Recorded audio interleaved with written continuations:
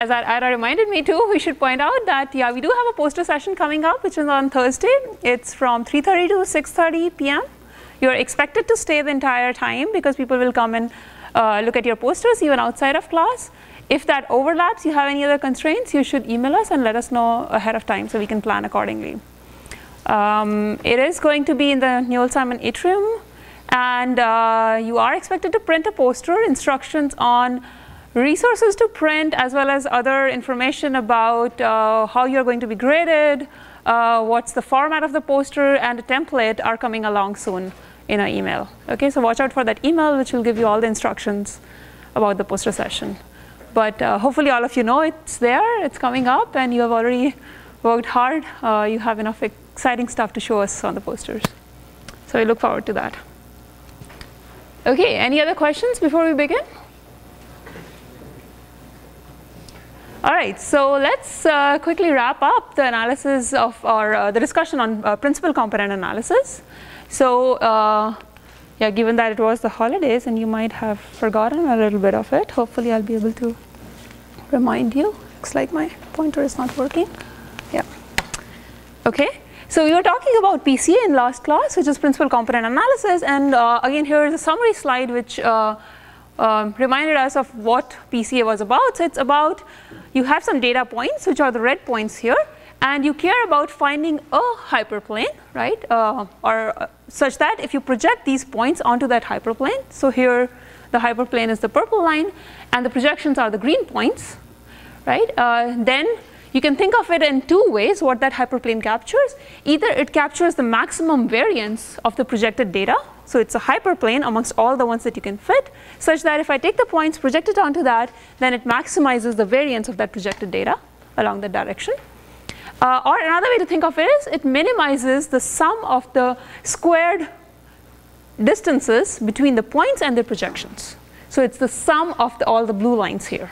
It minimizes that. Right? So these are equivalent ways of thinking of what that principal subspace corresponds to. So it could be a single direction if you're asking for a one-dimensional projection, or it could be entire subspace if you're asking for some low-dimensional subspace for data that's embedded in high dimensions, right?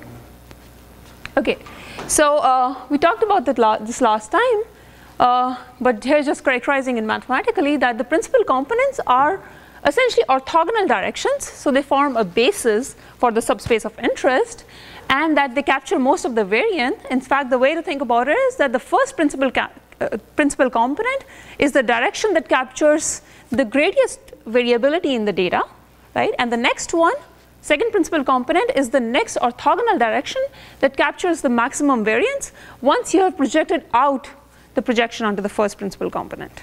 Okay, so if you want to understand it pictorially, here's some data, and say the maximum variance direction is actually aligned along the first coordinate.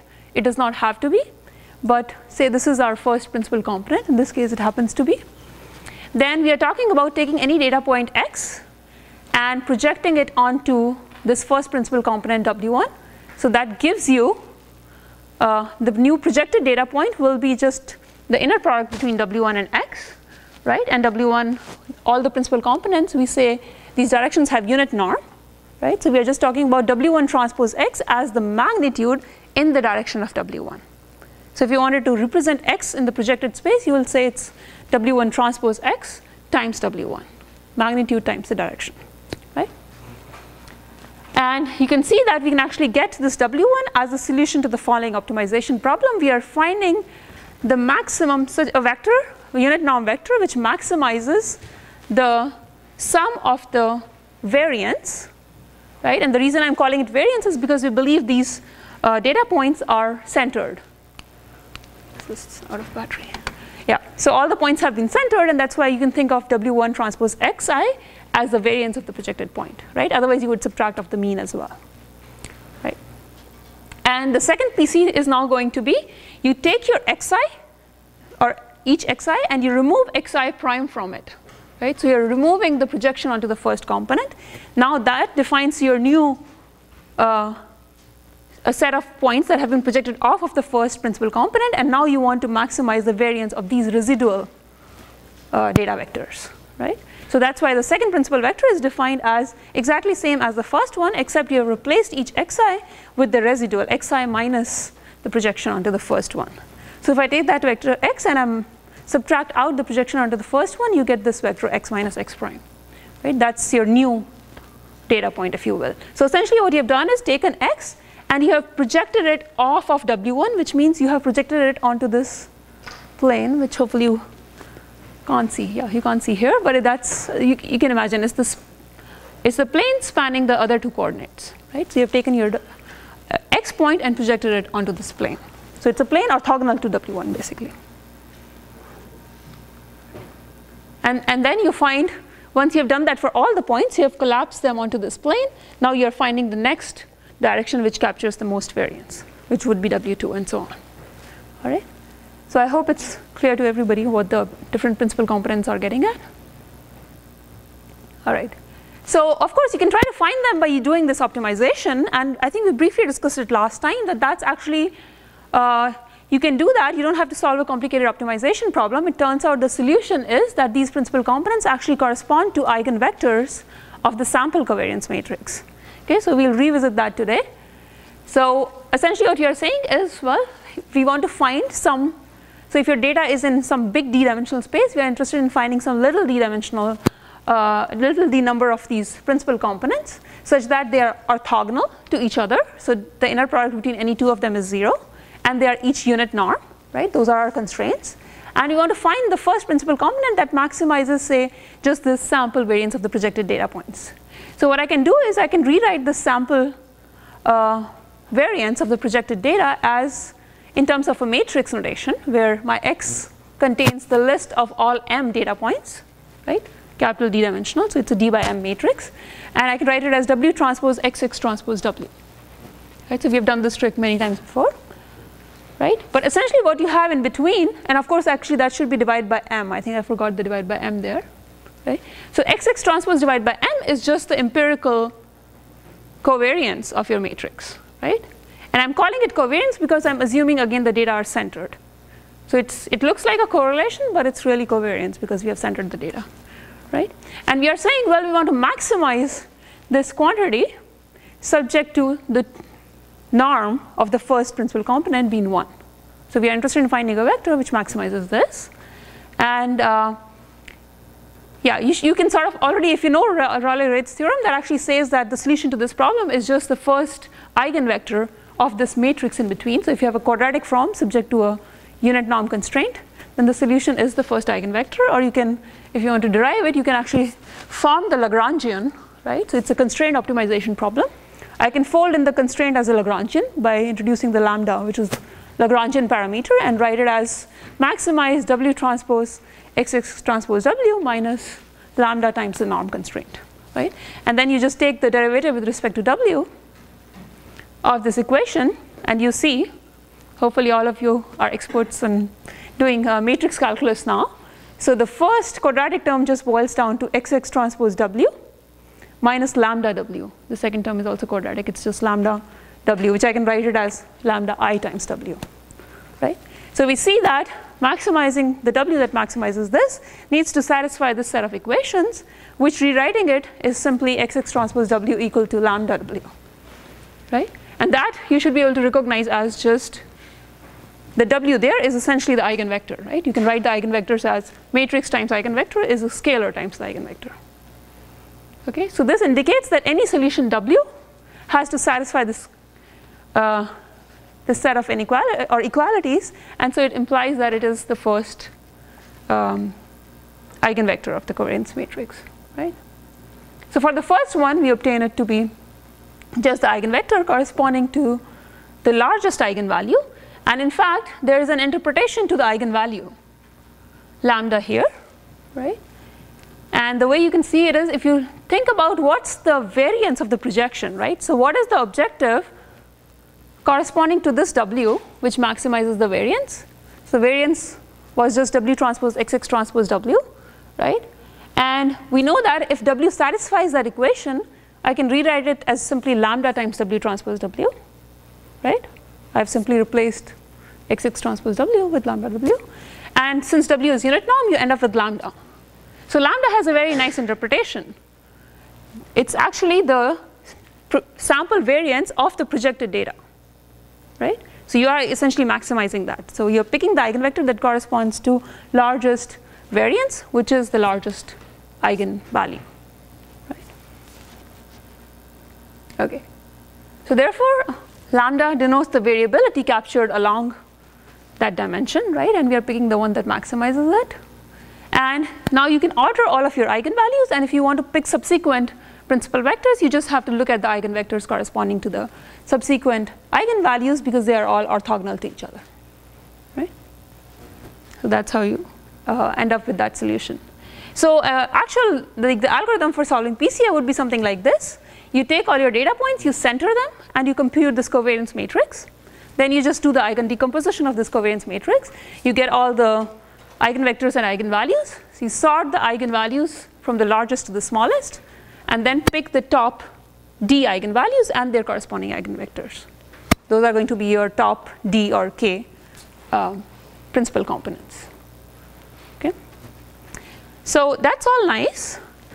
What about the running time of this algorithm? You have to do an eigen decomposition over the covariance matrix, right? And if you have m points, and let's say I believe somewhere we used n, capital N to be the dimension here, then what's the runtime?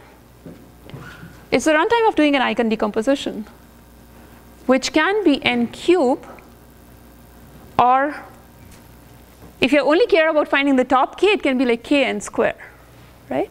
So if n is large, you are in a high dimensional space that can be still quite expensive to do n cube or n square computations, right? Remember, n is the dimension of your data points here.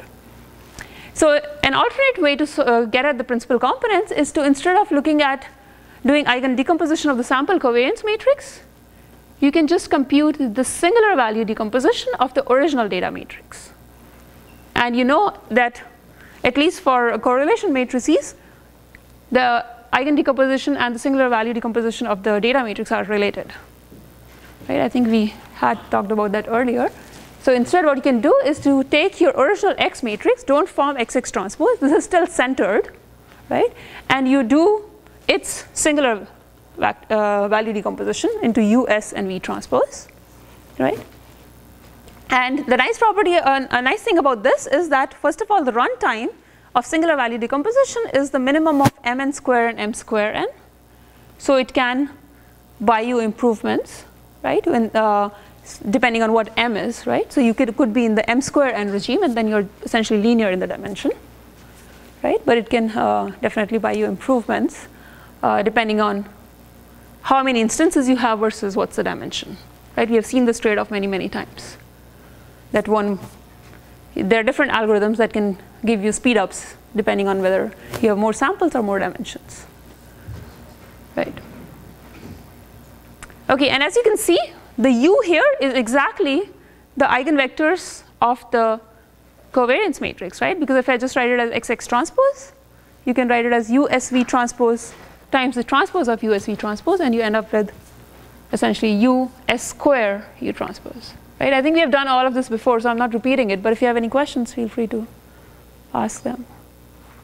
Is everybody following it? Right? So yeah, so singular value decomposition is just another way to get at the principal components, which are actually the columns of U, right? And again, if you want to think of your data as having some signal plus noise, then the noise is actually captured by the low eigenvalues because it tends to, there's lower energy, right? If you think of the original data points I showed you, they lie exactly on a linear subspace, but because of noise, they might be perturbed. But the noise variability is less than the signal variability. So you expect that, and we know that the eigenvalues or singular values capture the amount of variability in any direction. So the singular values corresponding to noise tend to be the lower ones. So the directions you will pick will predominantly be affected, determined by the signal, right? And as we discussed, the interpretation is here columns of U give you the principal vectors. So you can just pick the k columns that correspond to largest singular values. The matrix S, it contains the singular values, which again is the standard deviation now instead of the variance of points in any direction. And even V has a significance. So if you want to reconstruct your data points after projecting them onto a few principal components, you need something like U transpose X, right? We discussed that's the projection of each point onto a particular direction. So you can, and to reconstruct it, you essentially need U transpose X times U, right? That's your reconstructed data point, and you can directly get that by looking at V, right? So you can directly get the U transpose X by looking at V, so you get these projection coefficients directly by looking at the columns of V.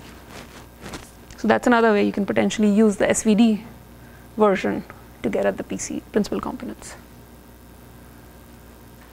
All right, so any questions on the algorithms? They're fairly straightforward, yes? There is. So the U transpose is still I? U transpose is not I in general, assuming that you write it in this form, where you ignore the 0 singular values. So there is a version where you can write it fully, right? So each column here is their orthogonal columns, right? So it should be but what's that? It should be orthonomial matrix.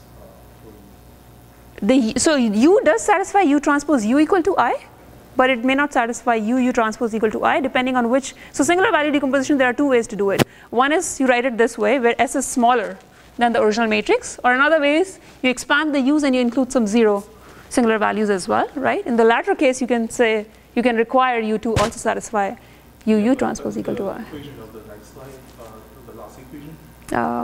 Sorry. Right, so if you times U on both sides, so it's going to be U transpose X equals to U transpose.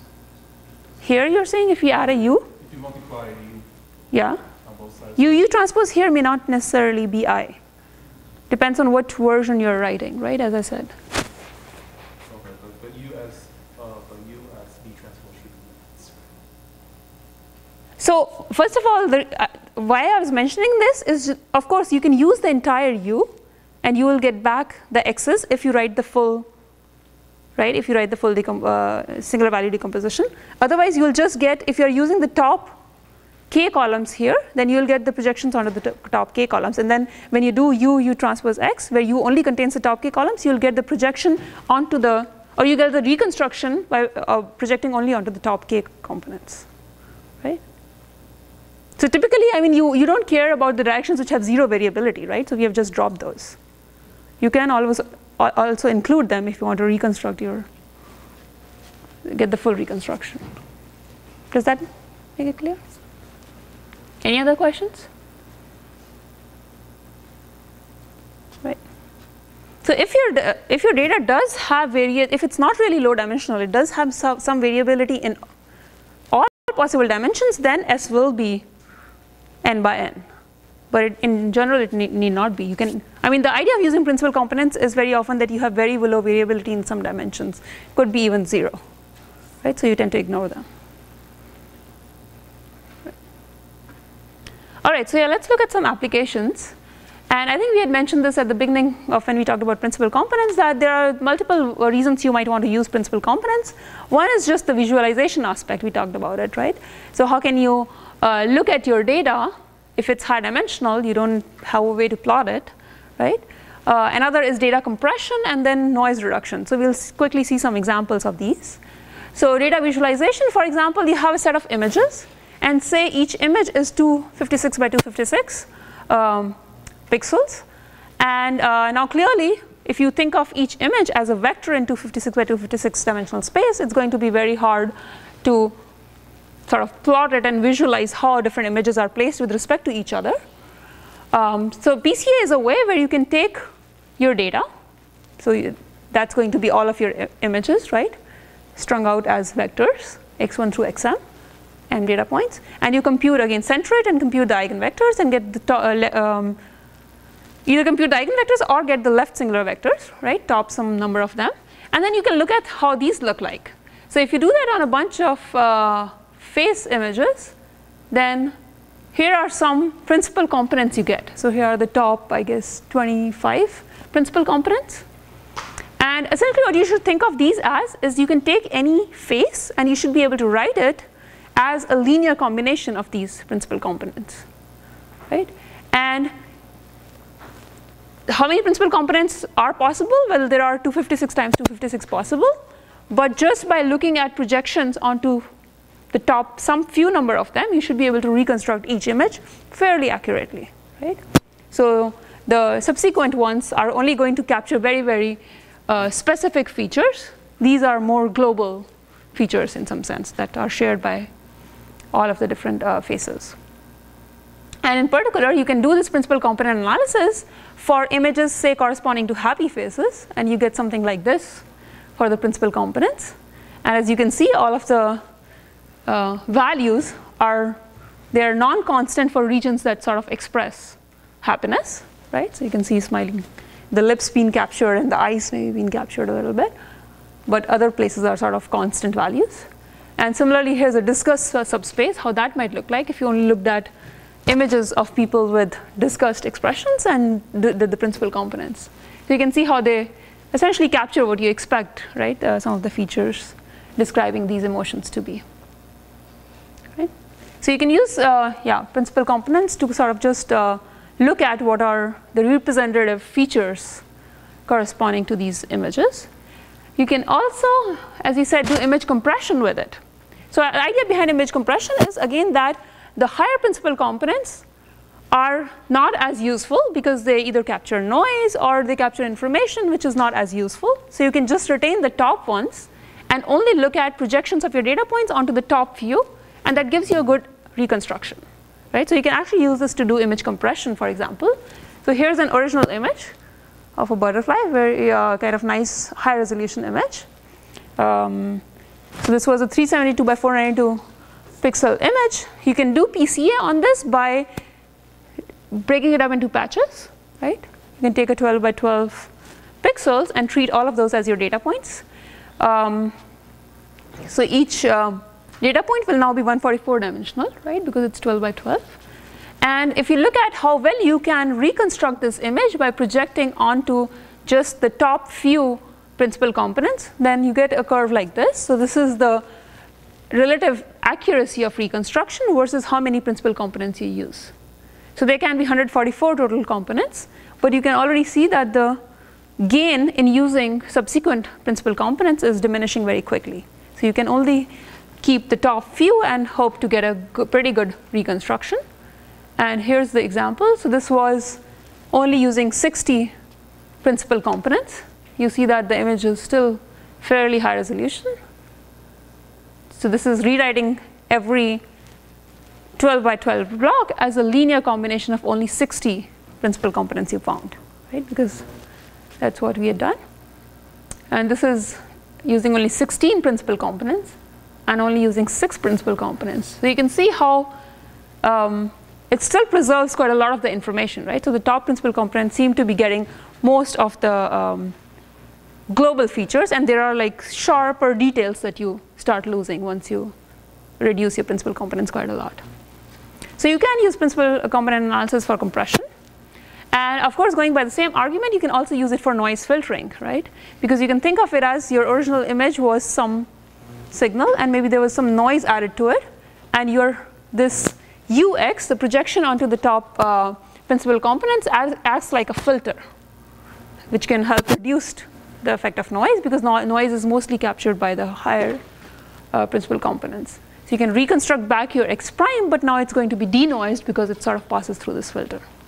So here's an example of a noisy image, right? And you can take this, again, divide it into patches, do a PCA on all those patches, and then you can just look at the reconstruction using, say, top 15 principal components, and you can see that the noise sort of goes away because it's captured by its detailed features that are not captured by the top principal components. All right. Okay, so all this is nice. PCA can be used in a lot of different settings, we have seen. There are certain assumptions PCA makes which actually limits its applicability also. So one of the things is we talked about you can use PCA to look at the principal subspace of each data, but what if your data looks something like this, right? So by colors, what we have represented here is that there are actually 2 different classes, and each class may have its own subspace. But if you just try to ignore the PCA does not care about the label information, right? It's an unsupervised method. So if you just ask for doing dimensionality reduction without taking the labels into account, you will not get a very good subspace, right? So in fact, you will get the principal subspace to be like this, whereas as far as classification goes, completely what the subspace that's relevant is the one that's completely orthogonal to it, because you can then project the points onto it and get very clear separation between the different classes. Whereas if you project the data onto this kind of a hyperplane, you just end up mixing all the labels, right? So because PCA does not use label information, it's it essentially is going after a different principle, just taking all your data as one class and working with it. So I think we already talked about that. That it does not care about the class labels, and also that it really assumes that your data lies on a linear subspace. So anytime you have nonlinearities, right? So for example, if you have images that are just some of an object that's just been rotated, right? Then there are fewer degrees of freedom and they are nonlinear because it's varying by angle or something like that. And PCA does not tend to work well in those scenarios because it's really seeking a linear subspace that captures most of the variability in the data, right? Okay, so that's pretty much all we are going to talk about PCA. So just to summarize, it's a set of orthonormal bases, right, or directions that capture most of the variability of your data. Each one is orthogonal to the previous one and subsequently captures vectors that capture the most variance, and then you project it out of the first one, and then whatever is the remaining projected data, now you capture its variability and so on. You can use it for many different purposes, but you have to keep in mind that it does not know the class labels and can only capture linear variations. And actually there's another drawback that you will hopefully, if you already attempted online homework 6, or I guess, oh actually it's in 7, yeah I should. So yes, you'll see it, there's another, yeah, we are going to release it soon, yep. Online homework 7, and you'll see that there are some more restrictions as far as the effect of noise and outliers on PCA. So I won't give away the answer, but yeah, you'll get to practice a little bit more of that. All right, so with that, we'll move on to the next topic.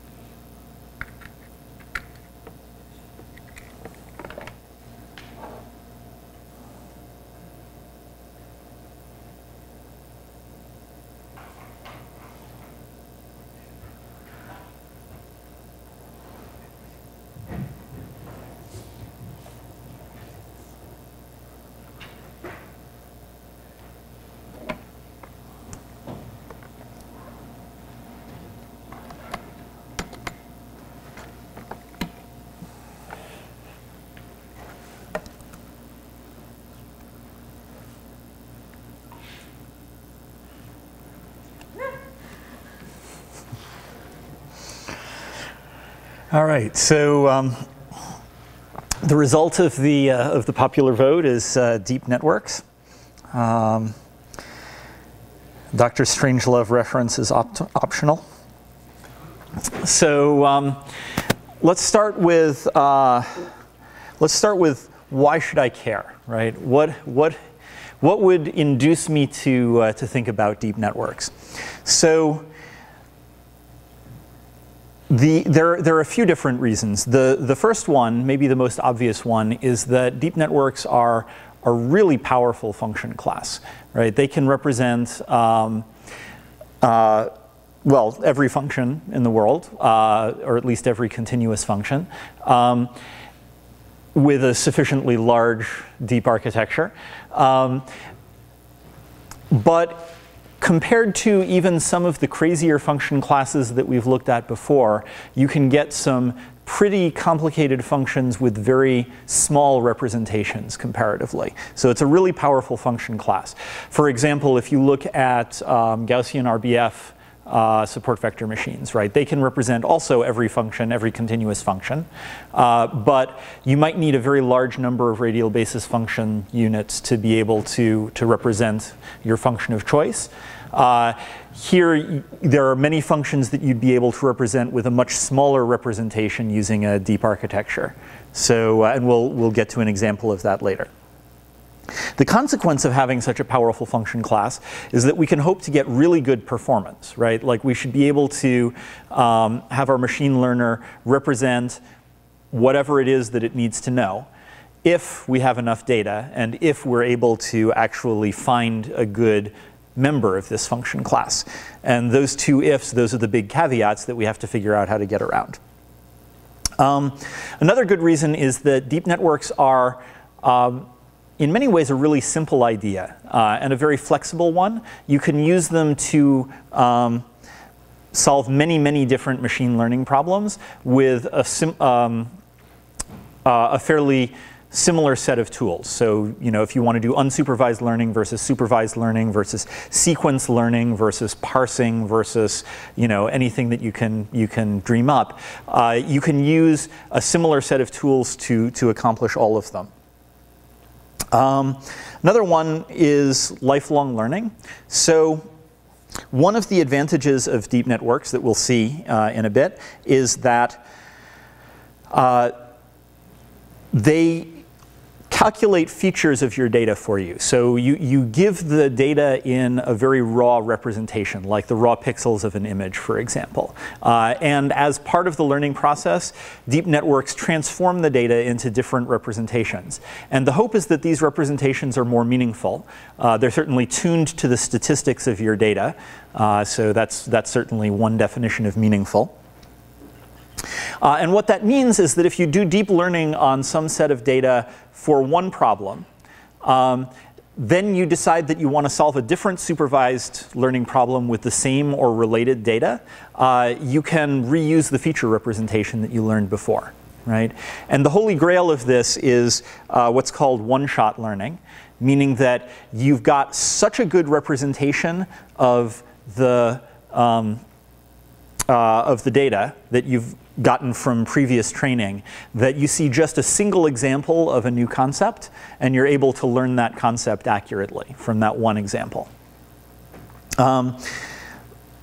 Humans can do this, right, pretty well. Like, for example, if I were to draw a new character for you on the screen in a language that you don't know, and I'm not going to try and guess a language that nobody in the room knows, but if you were to draw a new character, you would probably then be able to tell whether the next character that I drew was an example of the same class or a different class, right? So humans can do, in many circumstances, one-shot learning. Or like, you know, if I point out a new animal at the zoo to my kid, right, that kid will then subsequently be able to say, oh, there's the other, you know, that other animal is the same kind of animal. So humans can do this. Most machine learning algorithms need at least slightly more than one training example, sometimes many more than one training example. But we can go in that direction. The sort of more, the sort of less ambitious version of this is what's called transfer learning, where you just, from having previous experience, you wind up learning your new concept faster than you would have with no previous experience, right? So not all the way down to one shot, but, you know, fewer shots than you would have taken before. And then, of course, there's the brain metaphor, right? A lot of people get really excited about how deep networks mimic the human brain and are going to solve artificial intelligence and all of that sort of good stuff. I haven't drunk that particular Kool-Aid yet, but I think it's a good inspiration, right? Like, I regard the analogy to the brain as inspirational rather than real. If you look at what brains are really doing, it doesn't look like restricted Boltzmann machines, at least not that I can see. But you can do a lot of things that have analogs in the brain. For example, the features that you get by training deep networks are arguably similar to some features that the brain is known to be calculating. All right, so that's why. Why now is the next question, right? So, in some sense, all of the ideas that are currently making the rounds as part of deep learning were available when I was in grad school, which I won't say when that was. But so why now? Like, why is it suddenly successful all of a sudden? And I think there are a few reasons. One is that computers have gotten faster, right? They've gotten faster very fast. And so now they're powerful enough that you can make a real difference with some of these algorithms. The next is that data sets have gotten big enough. So one of the disadvantages of deep learning, is that it takes a lot of data sometimes to learn one of these very complicated models, right? If you have an extremely complicated model class, you would expect to need a lot of training data to learn with it. Now, proponents might turn that around and say, you can take advantage of a lot of data if you happen to have it, right? But what that means is that you have to have that data available. And so now, if you happen to be Google and you have the internet browsing habits of everyone in the Northern Hemisphere, right? Or if you happen to be an imaging company that has the photos that millions of people have taken with their cameras, right? There starts to be actually enough data that you can really learn some very interesting things from it. Somebody once pointed out to me, right, how many training examples humans actually use to learn vision, right? So if you imagine that on average once every second you get an independent image of the world, right? That's, certainly it could be off by an order of magnitude either way. And then think about how many seconds you've been alive, right? That's a very large number of training examples. And we're starting to finally be able to process that many images on our computers. But finally, and maybe most important, is that these architectures have been around for a while, and the ideas of how to represent complicated functions have been around for a while. But what's changed is that people have started discovering new training algorithms that all of a sudden let us practically fit these models to large amounts of data, right? And so a lot of people point to 2006 as the start of deep learning, when somebody first proposed the idea of stacked autoencoders, which we'll get to in a bit, for initializing a deep network.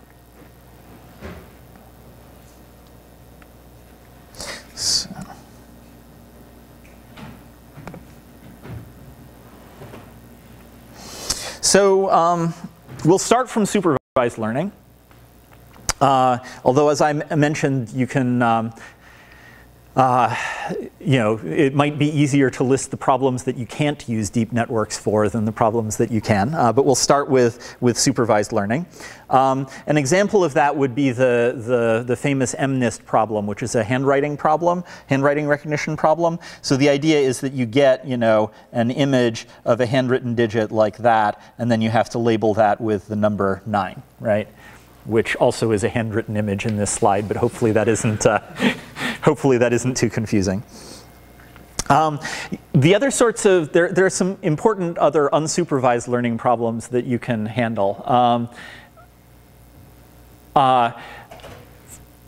One of the problems that is relatively popular would be if you had some kind of corrupted input. For example, if somebody gives you let's say you're given the left half of the image, right, and you want to predict the right half of the image. That's called input completion, right? Or, mask out any part of the image and predict the part that's masked out.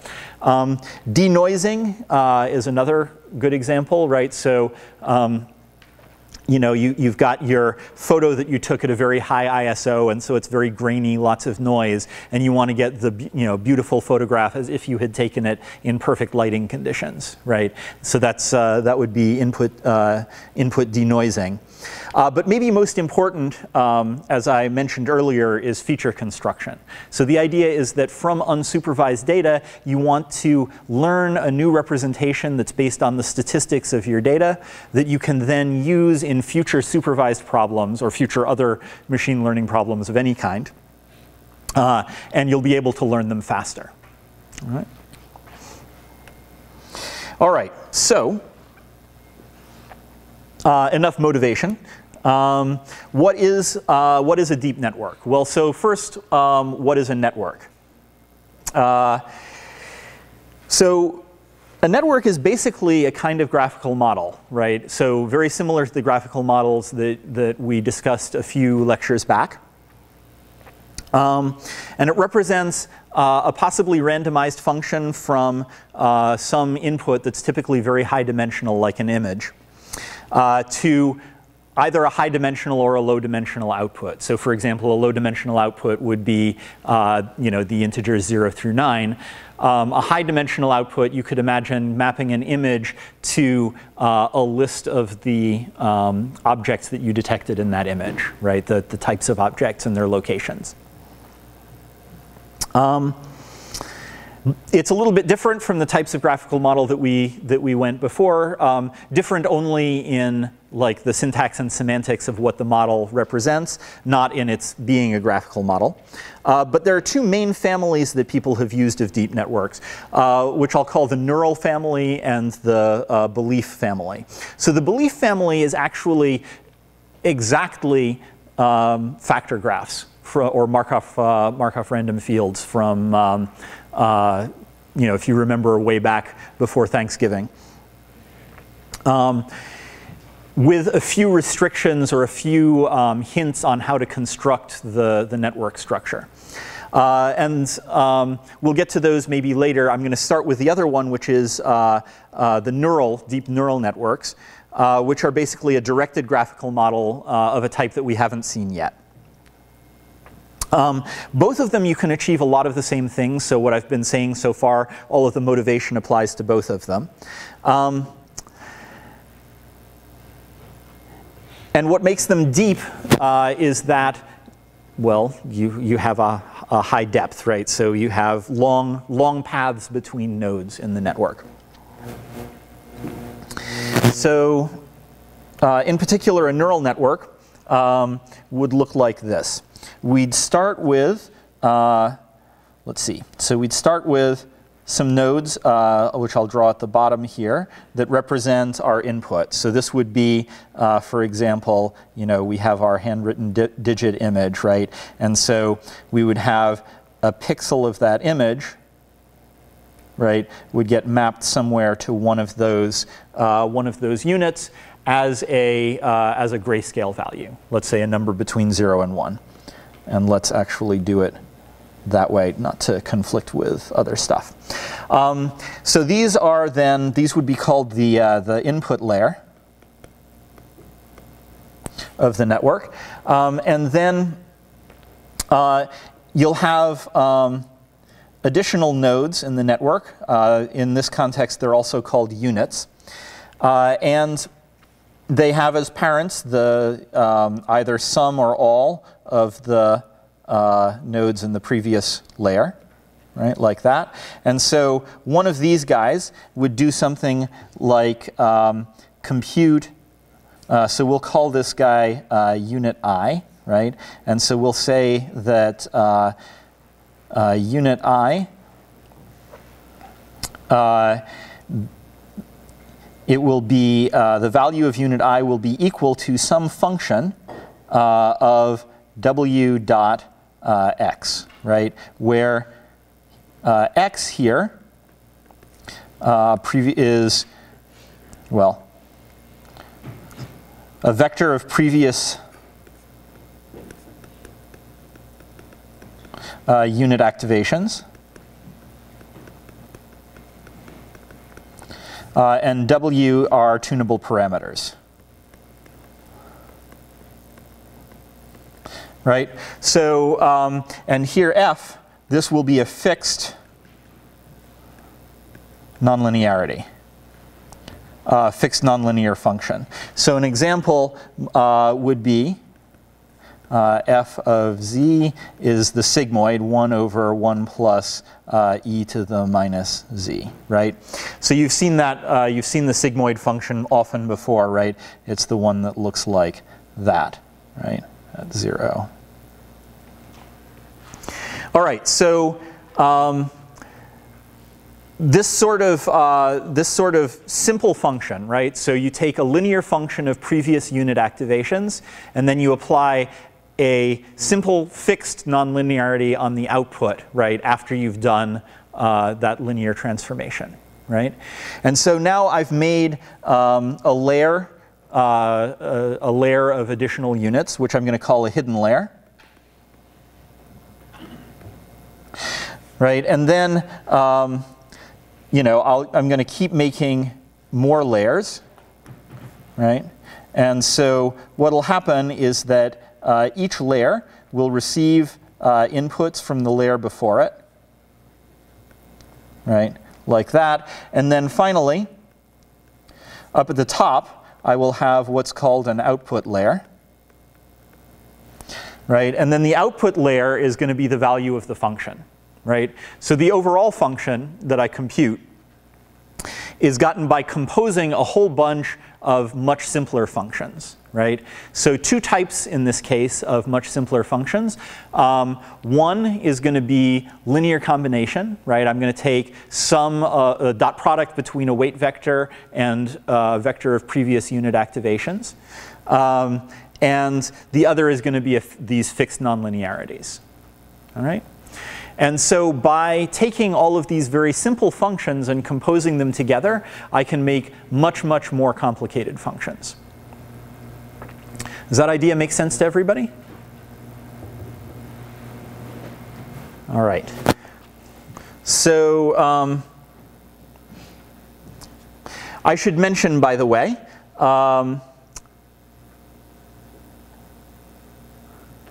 that there's no real need to gather the units into layers. That's just a type of organization that's pretty common, right? So in general, each unit could have as inputs the units, any subset of the units that came before it, right? The only requirement is that the graph be acyclic. There has to be an ordering such that every unit depends only on units that come earlier than that one in the ordering, right? And then if you want to compute the output of the whole thing, you can sweep through the network in that ordering and calculate the activation, the output of each unit as the prescribed function of previous ones. Now,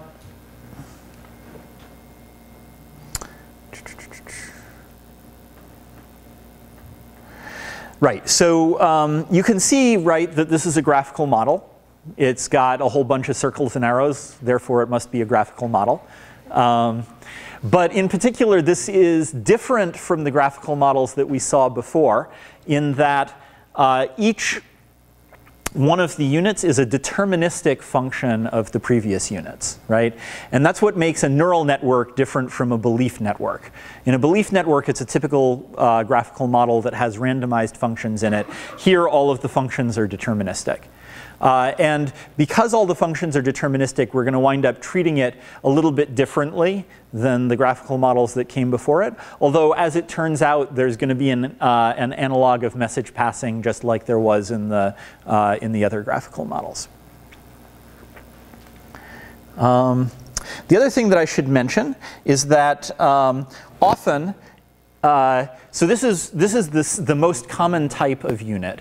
Is to have a linear function of previous units composed with a fixed one-dimensional nonlinear function on the output. However, there's another common class of units which are called pooling units. And so we can mix these ordinary units with pooling units. And what is a pooling unit? A pooling unit will typically have no tunable parameters, and its job is only to take a large number of inputs and turn them into a smaller number of outputs. So the prototypical pooling unit is what's called max pooling, which would be, for example, f of x1, x2, and x3 is just equal to max of x1, x2, and x3, right? So that would be max pooling. And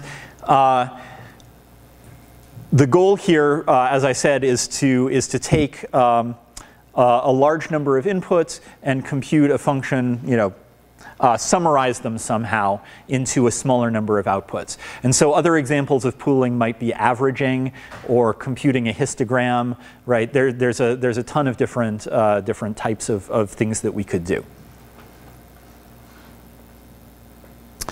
All right, so if we have then a network, right, which has, a whole bunch of circles and arrows in it, like I've been drawing on the previous pages, right?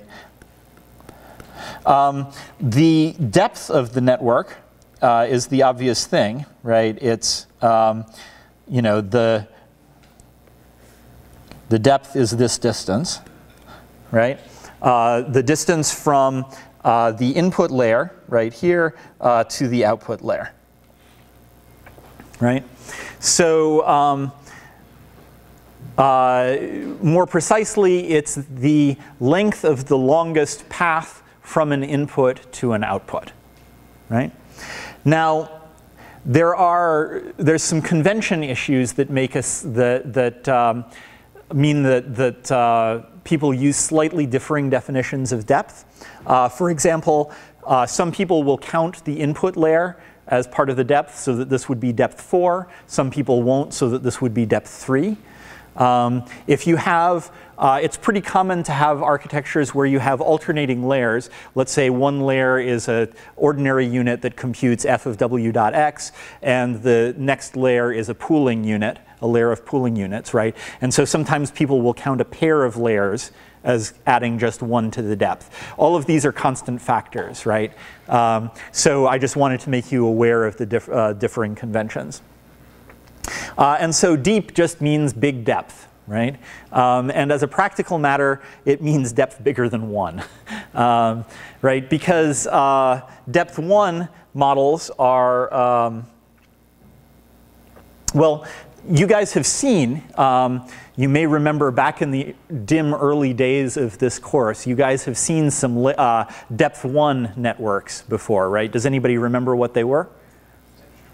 A perceptron, right. So a perceptron would be a depth 1 architecture. Anybody remember another one?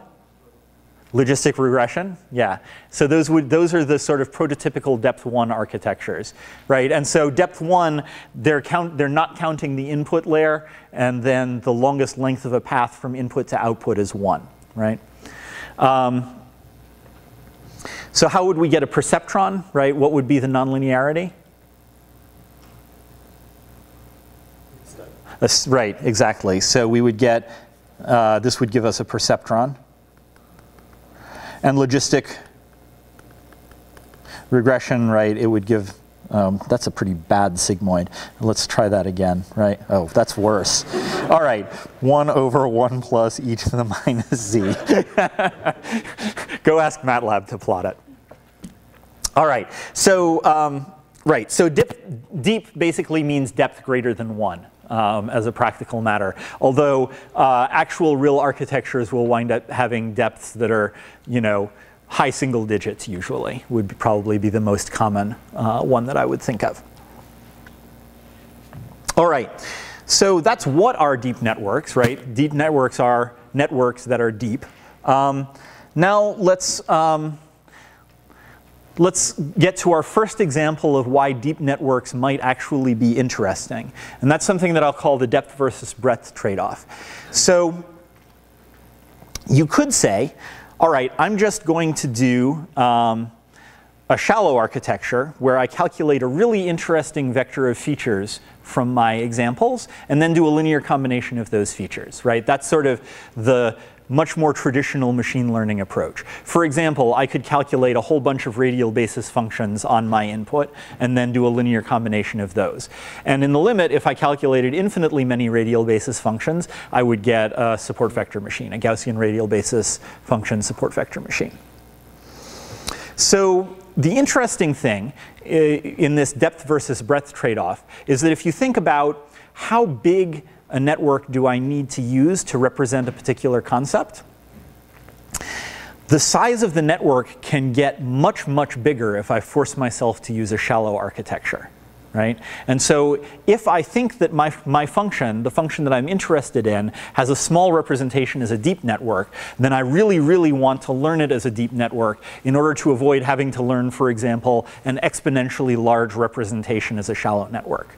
So as an example of that, imagine or consider the following simple function, right? So I have a Boolean function f of Boolean inputs, which is going to be A or B or C, and D or E or F, right? So this is, right, everybody understands what this means, right? This is just a Boolean function of Boolean inputs. Yeah. And so it turns out that I can represent this function by either a deep network or a shallow network. So let's represent it as a deep network first. Right? So what I'm going to do is I'm going to have x is equal to A or B or C, and y is equal to D or E or F, and then z is equal to x and y, right? So I've decomposed this function according to its parse tree, right? And then why was that useful? Well, I can represent the functions that go from a, b, c to x, or from d, e, f to y, right? I can represent those using very simple fixed nonlinearities. In particular, I have, for example, that x is equal to a plus b plus c, test to see whether that's greater than or equal to 1, right? So I'm applying a hard threshold nonlinearity to a linear function of the inputs a, b, and c, right? And you can see that I can do the same for y and also for z, right? X and y, I have to change the threshold to be 2, right? All of the inputs, as opposed to 1, which I would use for OR, right? So that's a very direct and very simple translation of this formula into a deep network. And the deep network is essentially the same size as the formula, right? I've added one node, one unit for each node in the parse tree. Now, what if I want to represent it as a one-layer network, right? Can I compute a set of functions of my input such that I can do a depth 1 right, linear function followed by a single nonlinearity to represent this? It turns out that I can. I can distribute and an OR. So I can get that f is equal to a and d, or a and e. Didn't notice that while I was making the slides. It's a television network. Or a and f, right? B and D, right? All of those. There's going to be 9 terms in total, 3 times 3, right? And so you can see, and then in the end, what that means is that if I compute all of those functions, right, I can either think of those functions as inputs, or I can think of it that I've squashed it to depth 2, right, no matter what. No matter what its original depth was, I can squash it to depth 2 by distributing and over OR. Now, the interesting thing is that here it didn't make it that much bigger, right? 9 terms as opposed to, there were 6 inputs before, right? So I didn't make it that much bigger. But now imagine that for every variable in f, I substitute another copy of f with fresh variables, right? So then I use repeatedly distribute and or, right, to get it to a flat expression, right? What's going to wind up happening is that I'm going to, every time I distribute and over or, I'm going to make tons of copies of the subformulas. And so depending on how deep I make my expression, right, I'm going to get a base expression that's exponentially large in the depth of the original expression, right? So, right. So this is the depth versus breadth trade-off, right? This is a very simple class of functions where if I want to represent them using a deep network, the network's essentially the same size as the expression was. Whereas if I want to use a shallow network, right, I wind up paying a ton. I wind up paying exponentially much in order to get to a network that's a fixed depth, right? So does everybody understand this example? All right. Does it make you more or less excited about deep networks? Hopefully more. I'm not even going to take a vote because I'm just going to believe that it's more. All right. So a deep neural network, then, is a very flexible class for representing functions. And that means that it's a flexible function class for doing supervised learning, right? So like you remember from the theory lectures just before Thanksgiving, right?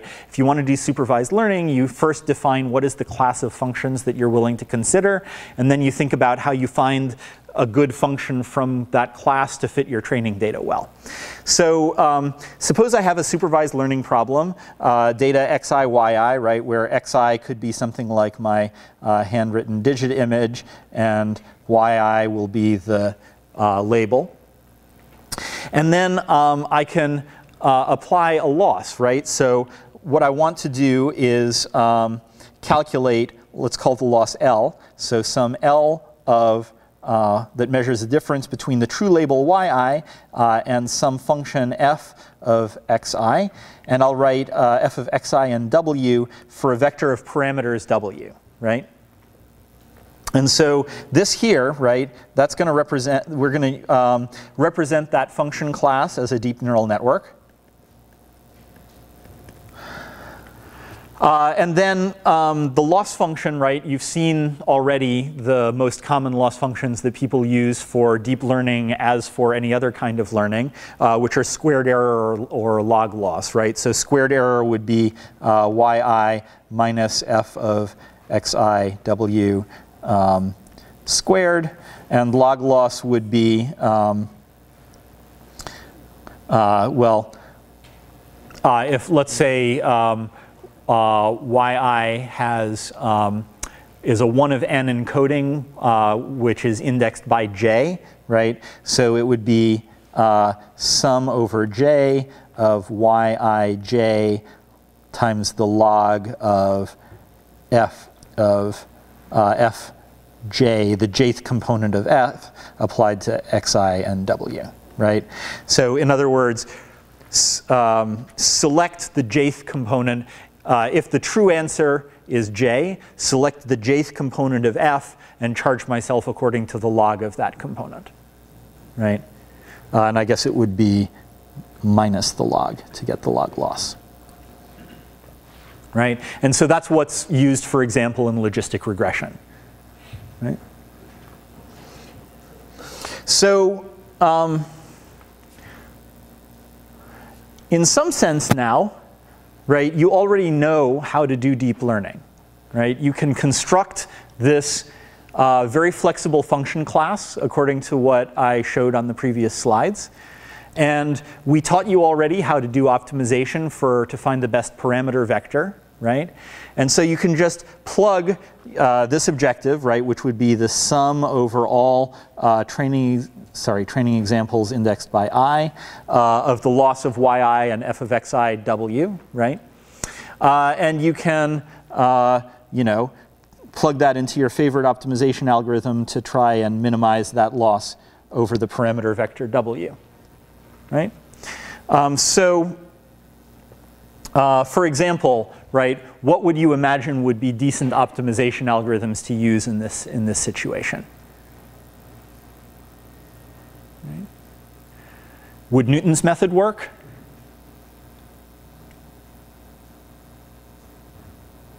Remember, we have a deep network, right? There's tons of parameters sitting around. So would Newton's method be a good choice? No, I see people shaking their head, right? Usually Newton's method doesn't work so well on deep networks because you would have to compute a Hessian, which is of an impractical size to work with. So how about gradient descent? Gradient descent would be decent, right? The problem with gradient descent is that each gradient evaluation could be expensive because remember that I said that in order to train a deep network, you usually need a pretty large data set, right? So what do we do if we have a really, really large data set? Stochastic gradient, right? And stochastic gradient, despite being the simplest optimization algorithm in the world, is the mainstay, probably, of deep learning. I should mention, actually, that there are variations on plane gradient descent, like, for example, the LBFGS algorithm, limited memory, Broyden, Fletcher, Goldfarb, Shano. Yeah, you don't have to remember that. If you remember even LBFGS in the correct order, you're doing well. Anyway, so you can use LBFGS on deep networks if the training set size is not huge, right? And it can actually beat stochastic gradient descent. But by the time you get to, like, you know, internet-sized data, really the only way you can go is stochastic gradient. So that's what I just said. So we need to compute gradients, right? And that's actually the interesting thing. Or one pretty interesting thing about neural networks in general, including deep networks, which is that it turns out to be relatively easy to compute gradients. It's not much more expensive than computing the function itself. And the algorithm for doing that is called backprop or backpropagation, and it's an example of a message passing algorithm. As a matter of fact, if you squint at it really, really hard, you can think of it as being a limiting case of the message passing algorithms that we covered a month or so ago in the graphical model portion of the course. Not clear that that's necessarily a good way to think of it, but the thing that is productive is to think of it as a message passing algorithm. So I'm making passes over the graph, sending information between nodes that are connected to one another in the graph, and in the end I come up with the information I want, namely the gradient, the derivative of the loss function with respect to the parameters. All right, so to do that, we're going to have a little bit of notation. So let's start with that. Let's imagine that we have a network whose architecture is in layers, right? And so I will write xi for the value of the ith layer. So x0 is going to be the input. Right, and in general, xi for I equals 1 to depth will be a hidden or output layer. Right, and so what I'm going to do then is say that the network, in general, xi will be equal to fi. Which is the nonlinearity at the ith layer applied to a matrix of weights wi times xi minus 1. Right? So here, this is my, this could be, for example,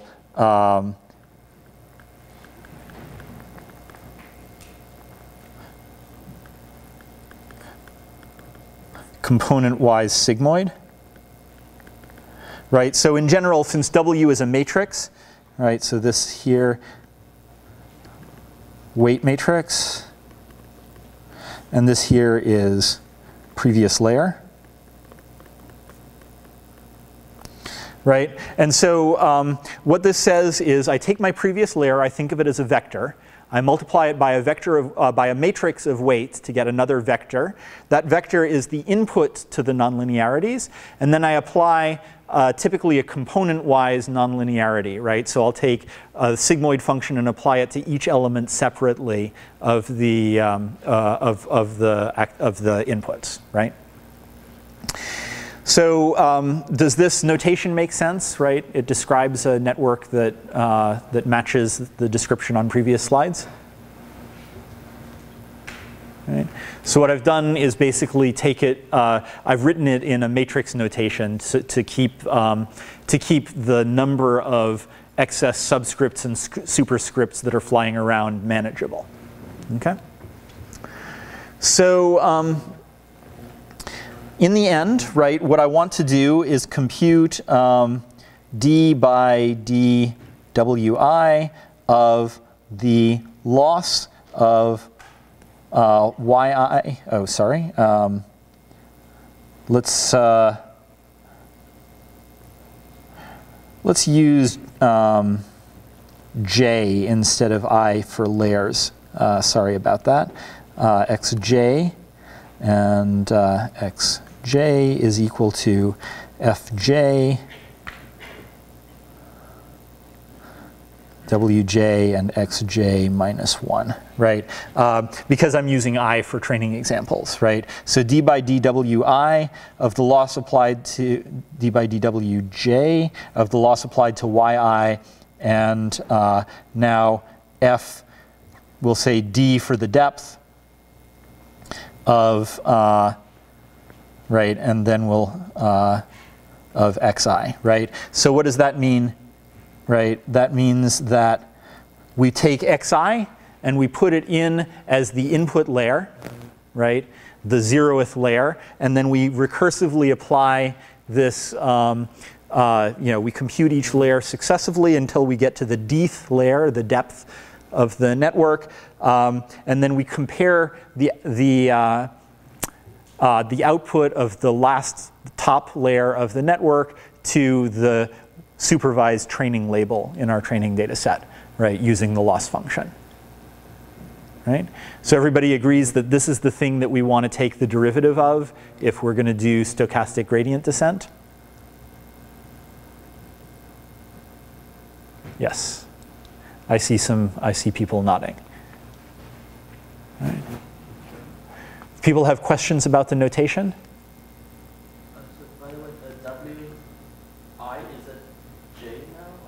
Right, sorry. So I accidentally used I to mean both layer and training example index. So I changed the layer index to be j to avoid the conflict.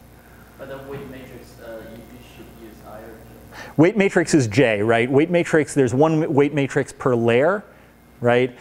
And it does not, it doesn't vary over training examples. Right? Same thing for the nonlinearity, fj, right? There's a nonlinearity for every layer. It could be a different one. More typically, it's the same one for every layer, right? So the weight matrix and the nonlinearity are indexed by the layer, and then the xi, yi are the training examples, right? And then I guess there's another notation collision here, which is that I'm using x to be the layer activations as well as the training examples. So let's actually just get rid of that one as well. So instead of x, let's call it u for the activation of the unit, right? So now, I'm using u to mean the activation of a layer of the network, and then x to be a training example. And then the way I apply the network is that I copy xi to be u0, right? Then I sweep through the network from bottom to top, calculating the values of each layer as I go, using this recursive formula. All right, so what do I want to do? What I want to do is compute the derivative of my loss on the ith training example with respect to some of my parameters, let's say the jth weight matrix, right? And if I can do that, if I can calculate that derivative, then everything will be good. I'll be able to apply the stochastic gradient descent algorithm, right? So,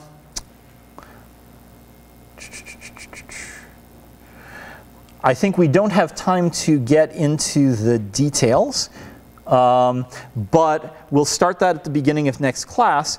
The 1-minute summary is that there's going to be a simple recursive algorithm for calculating these gradients. The algorithm is called backprop, which is short for backpropagation of errors. And you can think of it as a message passing algorithm.